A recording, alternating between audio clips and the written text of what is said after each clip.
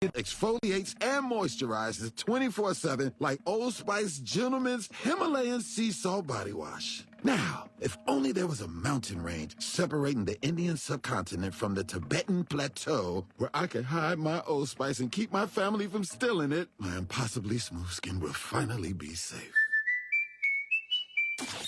WHBC AM Canton, reliable as ever, powered by Friends and Family Credit Union. It's time to bring a friend into the family on News Talk 1480 WHBC.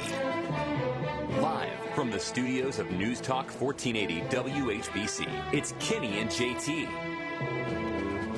That is the perfect music to play for our next guest here on the Kenny and JT Show. It's part of the Pro Football Hall of Fame residency program. Each and every Friday when a Hall of Fame player comes back to Canton, we will have them in studio. And today, happy to have with us a legendary Oakland. I'm sorry, I call them the Oakland Raiders because I grew up back in the day when they were Oakland. Right. A legendary Oakland Raider, Tim Brown, joining us on the Kenny and JT Show. How are you, Tim? Hey, I'm good, man. Good to be here with you guys. Great to have you. And this program, we think it's fantastic. Yeah. The Hall of Fame, they do so many great things, but this is unique. Yeah. Last week we had Leroy Butler on from the Packers, the Lambeau Leap. And you are Hall of Famer number 2 joining us here on the show.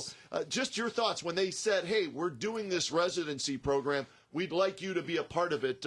What was your reaction then? Yeah, you actually had to sign up. And so you literally had over 60 guys to sign up for a 28-week program, so everybody wanted to do this simply because this is an opportunity for us to really get to know the people again and really, make our names. And, when you walk into a restaurant, you don't want people to go, who is that? You want people to understand who you are and what you're all about. And this program really gives us the opportunity to sit down with people. I'm at the hotel by myself. You know what I mean? There's nobody there. It's just a totally different feeling than when we're here for Enshrinement Week. So I think from that standpoint, just having the opportunity to meet the people in the community in a different setting has been really great for me. Tim, where is home now? Dallas, Texas. You live in, that's where you're from, Texas, right? Mm-hmm. See, and one of the things I wanted to ask you, too, is growing up, and we all know the history, Notre Dame, Heisman Trophy, everything else, but when you went to Notre Dame, I believe it was Jerry Faust your coach? He was. Okay, yes. So we played against Jerry Faust. He's a Cincinnati Moeller, high school football coach, ends up at Notre Dame. Why did you go to Notre Dame, and didn't the Longhorns come a-calling? I mean, who else was in the running? Yeah, I had 53 offers, but the only school that told my parents this was a academic award and not a athletic award was the University of Notre Dame. Okay. Really? And if he came to Notre Dame and decided he didn't want to play football after 1 week of practice, he could do that and keep his scholarship. And I had a buddy who came with me from Dallas who did exactly that. Practiced 1 week and never practiced again, never did anything, and he graduated with us. So, and my family, look, I mean, be it naive or whatever, was like, hey, look, boy, there ain't no future in football for you. You go up there and get that education and get on back home and get you a job. And that's what it all came down to. And you look back on the career that you 53. had, 53 offers. You said, pick Notre Dame, right? Get a great education and win the Heisman Trophy as well. How did your parents react to that? They thought you were going for academics and you're the best in college football. Yeah, my dad probably, he's not even here anymore, but he still probably can't believe it. Yeah, right. You know what I mean? Because that's how shocked they were. But my mom absolutely knew nothing about football. So to have her sitting up in New York, in the room, and her son winning the Heisman just blows her mind, So, yeah, it was a different reaction for sure. But, from what I hear, my dad never let me see this, but he had videos of me and all this stuff and would always brag to his friends about it, but, never to me. So what's that like when you get that invite? You're one of 4 or 5 guys. You're sitting there, and people are saying, "Oh, you're probably the favorite. You're going to win it," but you never know, right? Yeah. So when they finally read that name, what's that experience like for those of us who will never ever experience? Yeah, I can remember. I get there and Jim Brown was like, "Hey, man, congratulations! You really deserve to be here." I was like, "Oh, he knows, so maybe I want it," And then Jim Nance was like, "Well, congrats! You should be here." It's like, "Oh no, maybe I didn't win it." So it's, I mean, you're literally, bouncing your emotions off of whatever conversations you're having. But to hear your name, man, you realize at that moment that your name changed. that you'll never be introduced as Tim Brown anymore unless you're at church. But other than that, you're going to be introduced as Heisman Trophy winner Tim Brown for the rest of your life. And that was a wild thing to get a hold of. But at the same time, you knew that you had certainly made your mark on history. So, man, you talk about a couple of iconic programs, though. Boy. Notre Dame, love them or hate them, they're still one of America's teams, as are the Oakland and L.A. Raiders. Las Vegas, when you're playing for a team, I don't want to get into Vegas yet, but when we talk to NFL players and former players and athletes that are in the Hall of Fame or not, the one thing they always say is our fans are the greatest. Every interview, we have the greatest fans. Well, you've had so many different fan groups, but even when we are still wearing the silver and black, what is the difference between an LA fan to a Raider fan? And talk about that black hole, man. Yeah, the black hole is scary.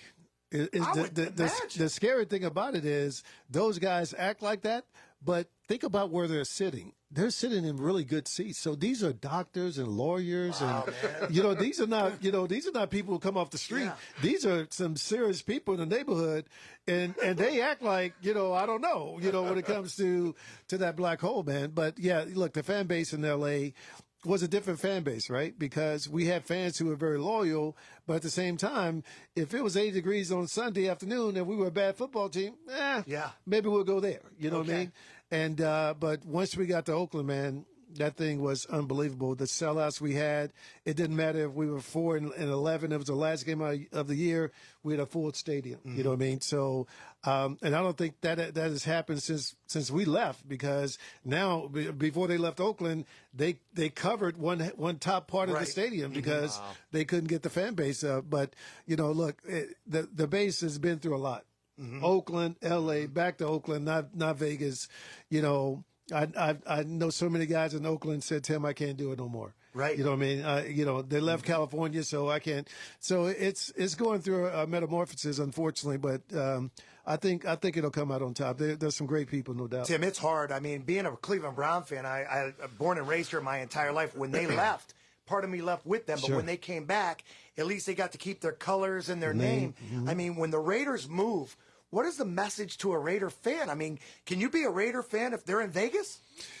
You can, no doubt about it. And, what the Raider fans understand is this was not about the Raiders wanting to move. This was about Oakland saying, we're not going to support you. And when the government in Oakland says, hey, you can leave if you want to leave, or if you can stay if you want. But if you stay, you're going to stay in this dump of a stadium. And, we may do a little – look, man, I left there in 2003.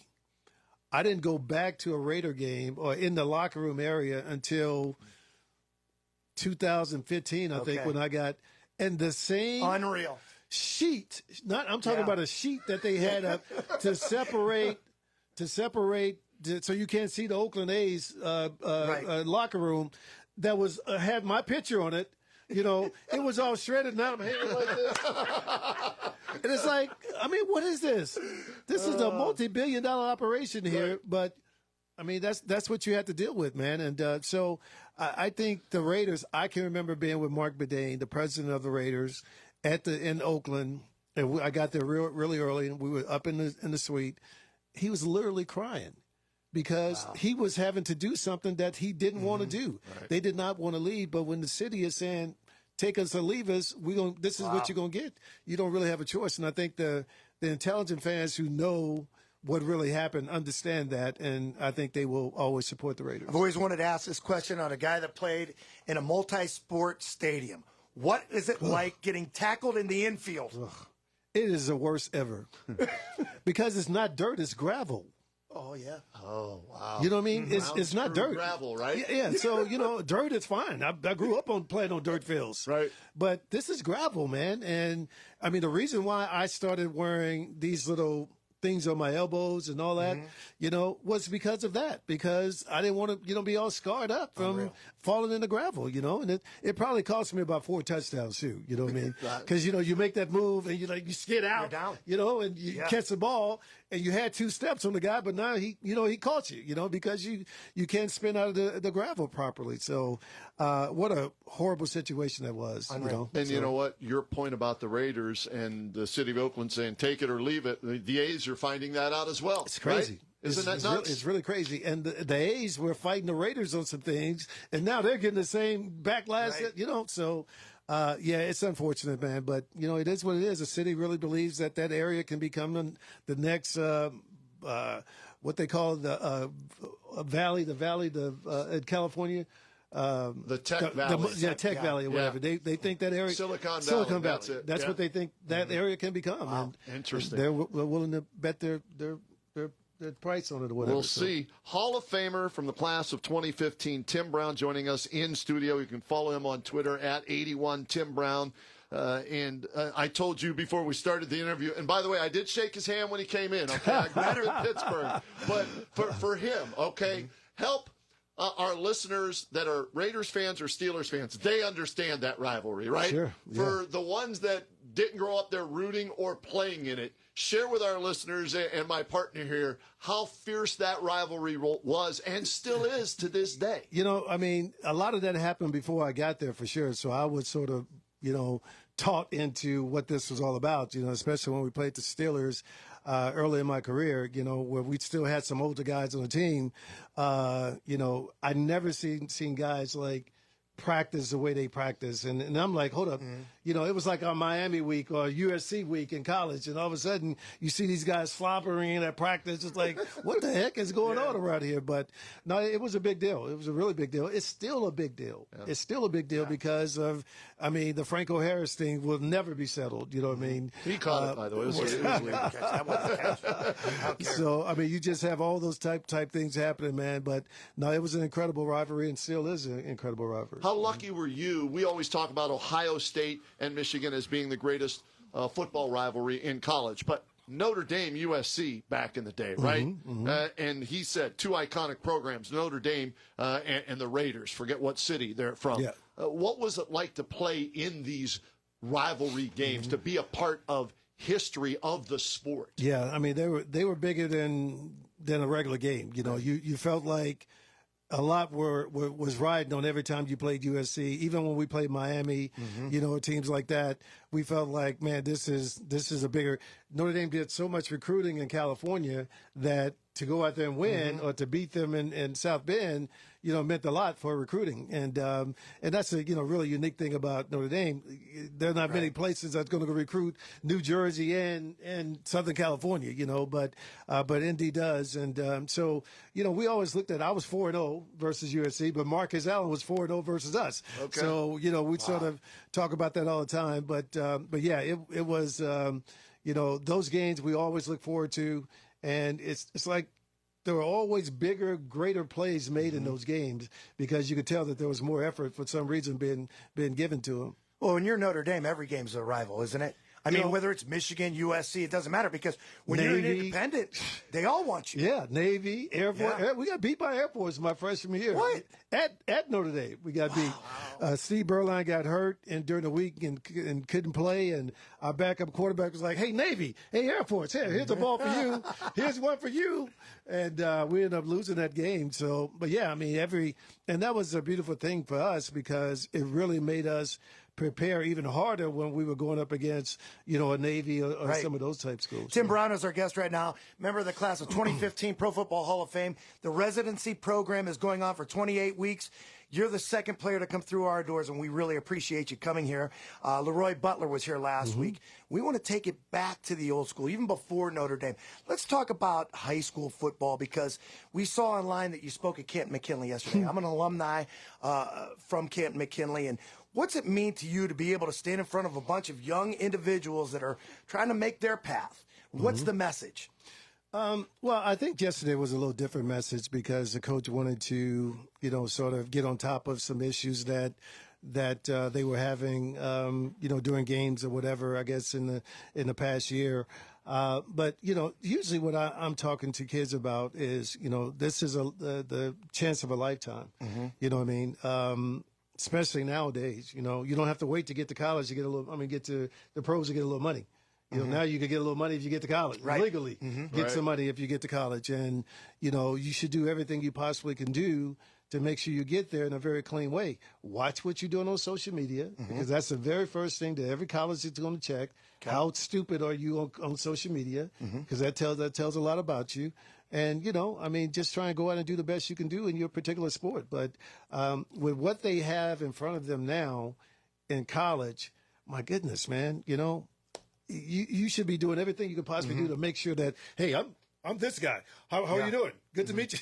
Right. You know what I mean? Because it's worth it. Even if you only get 4 years of it, you know what I mean? It can set you up for life. Yeah, and there's so many fluid situations that are still happening with it, right? The transfer portal, NIL dollars, how many years you have to play, in college football versus college basketball, and things of that. What was it like when you were coming out of high school? Did you have to play at least 3 years before you could go to the NFL, right? So that's kind of all stayed the same since then. And, quite frankly, Barry Sanders actually was, Chris Carter left early because he got in a little trouble, I think. Right. And so he left after his junior year, and I think he was the first one to really do it, the big-time players anyway. And then Barry Sanders left after his third year. And, if I would have left after my third year, I would not have won the Heisman Trophy. So, and I had a better junior year than I did my senior year. So, I'm glad that wasn't a real thing at that time, because, I would have missed out on probably winning the Heisman Trophy. Tim, what was the strength of your game? I mean, we know all the records and we know the kick returns and wide receiver, but what was the strength of your game? Was it speed? Was it route running? Those two things, I don't think people ever looked at me as being a speed guy. Okay. Because the Raiders always had a James Lofton, a Willie Gault, a Rocket Ismail, you know what I mean? So, guys who were 4.1, 4.2, but I ran a 4.3 40. That's unheard of. Right? I ran a 4.3 40, so when I got the ball in open field, it was going to be hard for people. I don't remember, because of the infield, literally, I caught a ball and I was spinning out trying to get going. And by the time I got going, the other guy was coming off the regular grass and versus the Giants, and he got me. But other than that, I don't recall ever getting ran down. You know what I mean? So I think from that standpoint, I don't think people expect that. And, and when I get in open, things just happen. But route running, speed, hands, real hands, not gloves, right? No gloves back then. We didn't have them. Because, I just tape my fingers up. But, and I just think people always thought, well, he's not a big guy. He's not a really fast guy, so we can handle him. Yeah. And, people just kept getting surprised every time. Football speed, right? Well, everybody wants to talk about speed all the time. And last week I asked Leroy Butler about Deion Sanders' speed. But I want to ask you about Willie Gault, because when you mentioned Willie Gault, and wasn't he was a track guy, was he in the Olympics as well? He was, yeah. Were you as fast or close to him? No. Well, no. Willie was a legit 4.2 40 guy. Wow. You know what I mean? And he was quick fast too, which means in 3 or 4 steps he can almost be full speed. And that's the difference with those real track guys. And, Rocket Ismail was that way. James Jett was that way. James was a fast guy, but he was more of a power because he was a 200 guy. But he was, he still ran a 4.2 40. But those guys were different. They, the way they, ran, we used to, like, in the off season, when we would do our 40, workouts or whatever, the last 2 or 3, we would go full speed. Wow. And, a guy like myself who I know I can run, I'm constantly finishing 3rd or 4th place in these races because unreal. These guys at 4.3. Yeah, I mean, unreal. It's just crazy. So no, look, it's a different game, man. When you have a little speed, but I can remember we were playing the Cleveland. We were playing the Browns in Oakland in my day. I mean, when I was rolling, and Terry Robisky, you guys remember the coach? Yep. Had I forget the DB's name, but he was pretty good DB, and he had told him that I had called him and told him I was going to just kill him, and man, and I knew it was a problem because we were warming up, and he came over to our side of the field. Wow. Tim Brown, da-da-da-da-da. I mean, he was, and I was like, oh, it's going to be one of those days, right? So I remember telling Gruden, hey, man, look, I need to run at this guy the first couple of plays. So I need to figure out where he is, right? So we had one run at him, and sure enough, man, he was, I mean, just, and then I had a run away, right? And he came and just knocked me down. And the official went to him like, look, bro, you don't get no more of those, right? Wow. One more like, so then we came back with a little underneath route. I caught it, turned it up. He jumps on my back. And it's like doing something to my head out of bounds. And they throw a flag on him, you know what I mean? So the Browns pull him out the game for a couple of plays. He comes back in, and for the most part. And after the game, I was like, young brother, what's wrong with you? well, Bisky told me. I said, man, you don't listen to Terry Bisky. What's wrong with you, man? I ain't saying no. I ain't talking to Terry Bisky. I don't have his phone number. What's wrong with you? So it was pretty funny, man. That's awesome. Great stories from Tim Brown. He's in as part of the residency program. And if you run into him at the Hall of Fame, don't jump on his head. Yeah. Right, don't jump on my back, please. Nobody said anything bad to you about Tim Brown. But what do they have you doing this week? Give our listeners an idea of where you've been and where you will be. I've been talking to schools, man. I got a chance to talk faith at Malone University, which was really huge for me. Spoke to the kids over in McKinley, went to a couple of schools, talked to his young kids. It's been, we've been going into restaurants like, hey, how are you? Good to meet you. You know what I mean? So, a lot of stuff that we don't get a chance to do when we're here for the Enshrinement Week. But this has really been a great week. Yeah, no doubt. That's awesome. And we love having you in here with us telling stories like that. So you're a Heisman Trophy winner, and you hear your name called. 1987 Heisman Trophy winner from Notre Dame, Tim Brown. Mm-hmm. I don't know. Did you get a knock or a phone call for the Hall of Fame? What was the way you found out? I got the knock. All right, so I got the knock. Take us through that, and you're one of the few we can compare the two, because not a lot of guys can compare finding out you're a Heisman winner and finding out you're a Pro Football Hall of Fame. Yeah. So I didn't know. I mean, I was basically told that. I mean, even though when I retired, I was number, I think 2 in catches or 2 in yards, 3 in catches, 3 in touchdowns or whatever. Here it is, year 6 for me trying to get in the Hall of Fame. And you got T.O. and Randy coming down the pipe and Harrison or somebody else coming down the pipe. So, it was like, okay, it's going to be this year or it's going to be a while. So you don't know what's going to happen. And for some reason, they had told me that it was going to be a telephone call. So I'm like, not that I'm sitting by the telephone, but I'm sitting right by the telephone. You know what I mean? So, so I'm sitting there, man, sitting on the bed, and I get up to go to the restroom, of all things, and there's a knock at the door. And I hear my son say, Dad, you should probably come to the door. And I was like, Timmy, use the bathroom, bro. He was like, no, you probably need to come to the door. And when I did, big man was standing. Dave Baker. Dave Baker was standing at the door, and I saw he had cameras around him. So I'm like, he better not be telling me no with these cameras around, So he started into his eloquent, there are 40,000, but for the bus will last 40,000 years, and all that, man. And literally at that moment, it hit me, and the tears came. Waterworks, right? Yeah, it was pretty weird. And, I think the Heisman was different because I just didn't know what to expect. So it wasn't an emotional deal for me. The bad thing about the Heisman is you got to get up right away and give a speech, right? And I was just like, thank you. You know what I mean? I think I thank my coach. I thank Coach, my teammates, and my mom and dad. I said, thank you very much, and I was gone. I think I was really in shock, for that, because it happened so fast, and then everything starts to move so fast in your life.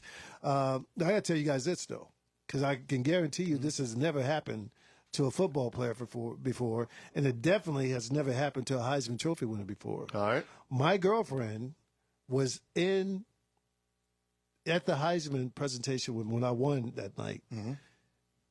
she dumped me that night. What? She told me that she didn't sign up for all this football stuff. And it was her or football, and I needed to make a decision. Come on. And wow. True story. Wow, that's amazing. Now, I'm not saying she didn't regret it. Right, yeah. But, you think? But, and literally, I had to, she went home to Dallas, and I went back to South Bend, and, you know, I had a couple more days before I could go back home. And when I got home, I was like, you know, I really tried to, like, you know, I really wanted to marry this girl. I mean, I really did. And she was like, I'm out. She took that trip to New York, though. She took, yeah, right. Where do you think you were going? You know.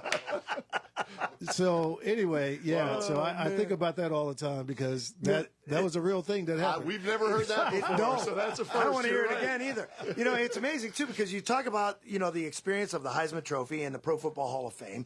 What comes to my mind is, I don't know if you had seen any of the other presentations or whenever they've done it. They used to do it on the steps of the Pro Football Hall of Fame, then they moved it into the stadium. And I'm talking about the actual induction ceremony. How do you choose somebody as your presenter, and who was it? For me, it was really simple. You know, the only reason I became the football player that I was because of my big brother. Okay.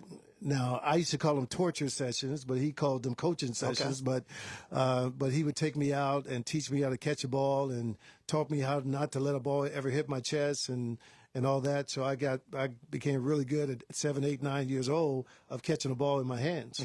You know, so by the time I got to junior high school, I was literally, able to one-hand balls and that kind of stuff, even with very small hands. But, he was a reason. I didn't tell you this about the Notre Dame thing, but he was one of these Subway alumni guys you hear about at Notre Dame, the guys who didn't go to Notre Dame but knew everything about it. He knew everything about the university. He told my mom where it was, and I had no clue. It's haunted, by the way. What's that? It's haunted. It is haunted. The stadium, allegedly. Yeah. But I think from that standpoint, man, if not for his vision and directing my parents on what should happen, I don't know if it would have ever gone down the way it did. So wow, great stuff. Now, you saying Indy Stadium is haunted? I don't know if it's a stadium. One of the dorms is haunted. Yeah, it's a long story. I have not heard this. Yeah. So I'm very interested. And was Rudy real? We always was Rudy have this real? argument. Rudy ain't real. Oh man, the real Rudy. There's the answer right there. The real Rudy is. I think we should move on. Okay. See? Oh, we're haunted and Rudy. There we go. We'll move on. So to what dorm? else. What dorm is it? I don't know. You could find it. I think they did one of the Peyton's places. And Peyton Manning and his brother Eli were there, and there's a place that's haunted. Now, wait a second. If they're doing it, it makes me question whether or not it was like one of the famous Notre Dame football players had to sleep outside because they couldn't sneak into the dorm. And apparently he got pneumonia, and I think he passed away, and the dormitory's haunted now. Whoa. Okay. I've never heard that story. And I don't even like Notre Dame. Maybe tell that story. See, that's not. I grew up, I was beat over the head with Notre Dame growing up in a Catholic household Sunday morning. Lindsey Nelson, right. the replay, Notre Dame my brother football. Got it from, right? Yeah. So I went the opposite way. Your brother adopted it. I ran the other way, from it. But you respect the history of the program and the Raiders too, and love being a part of that rivalry. Before we let you go, just a message to the people listening to us here with Tim Brown, Hall of Famer, this residency program. Not just you, but the other guys. Like you said, they had to sign up for this, right? Yeah, they wanted to come back. So just share with our listeners a message, knowing how important it is. Well, you had 60 guys or more than 60 guys to sign up for a 28-week program. I mean, that's how interested everybody was for this. And, I just want to say thanks to the city. I think, what I've seen a different side of the city, right? I've been able to meet people that I probably would have never met without this program. And it's been enlightening from that standpoint. And, you hope to build relationships. I mean, it's not about business or whatever, but, again, when you walk into a building, you want people to say, hey, man, how are you? Not, you don't want people to be like, oh, I can't believe it. But, hey, yeah, that's what happens around here. We have Hall of Famers that come in here because it's awesome. That's the reaction that you want. And I think, by the time this program is over, even this year, you guys may be like, okay, that's enough. Never. We've had, Not these two, not us right. two. No way. So Yeah. Joe DeLameliere is coming in next week, and I'm sure that's going to be a lot of fun also hearing his stories. But I just think the city has been great. And from a Hall of Famer, relatively new guy going on 10 years, it's a beautiful thing. That's outstanding. We appreciate you making time for us. Enjoy the rest of your stay here in Canton. We'll see you when you come back in August, I'm guessing, for the upcoming class. Absolutely. And look forward to chatting with you again down the road, all right? Sounds good. Appreciate it, guys. Unbelievable right there. Hall of Famer from the 2015 class, Tim Brown, joining us here on the Kenny and JT Show on WHBC. It's Kenny and JT on WHBC. Come on, girls. It's time to take our recyclables down to the recycling drop-off site. Should I grab these